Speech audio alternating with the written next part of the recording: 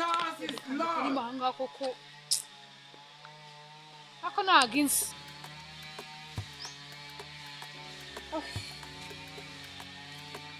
Ako mana yanjye. Iriya mbwa ndayishije. Ariko buyireka sha. Ndahava imahinde. Ntago byavamo. Imana imbabari sange kagihari noneho ndagashisho.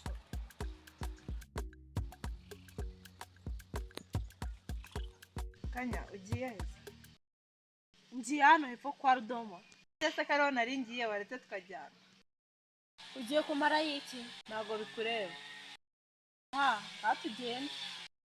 Atendera tugenda.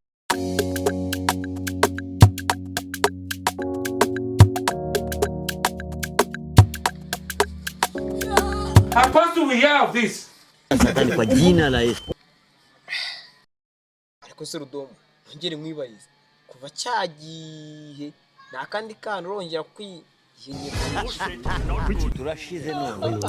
uretse ko Imana wenyine niwe mukobwa turi kubona wenyine nta wundi numwe rero nyuma yuko ngewe na Mukarusine tumaze kubinoza cyagiye nahise niyenyuguza kandi kana bita Kanyama Mai uramenye ako kantu reka nyamara ndumva wana nago ese dukoze iki muri kano kanya bahagendeye ubu noneho ku kintu tugiye gukora rero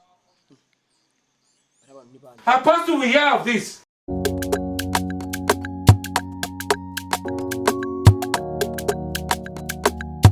This one now. akaroga cyane filime mamagaza aho sha ngani mumbwe mwemushe kumenya cyangwa Are. Wibagije ibyo twakoze se? Satani kwa jina la Yesu. ibiki se kandi nuko ishyano rigwa ubu nkawungeza ayo masaha wibagiye ko twavuganye ejo bundi Nzanywe n'ibintu bibiri. Uranunga cyangwa umnibi indezi. umuko nyuma y'ukwezi kumwe urongeye ugarutuje ko hano kumara iki cyangwa urankumbuye twongere twinyenye Cyagiye turyamana. Ntago ndongera kubona imihanda. Apostle, we hear of this. kaye ushatse kuvuga iki Nshatse kuvuga ko wanteye. Mai uramenye ako kantu reka Mungu. bandi naguteye gutenda cyenyeye ushatse kuvuga yuko umunsi umwe twaryamanye naguteye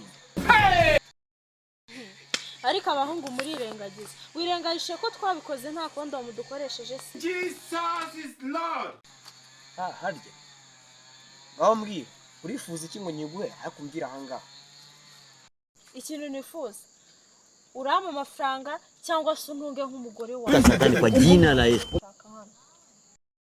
saha ngaha mu nzu matara afite ntabwo kwirwaho kimwe na Rudomo sunguro nabigenza gutera cyakoze afite igitekerezo kimwe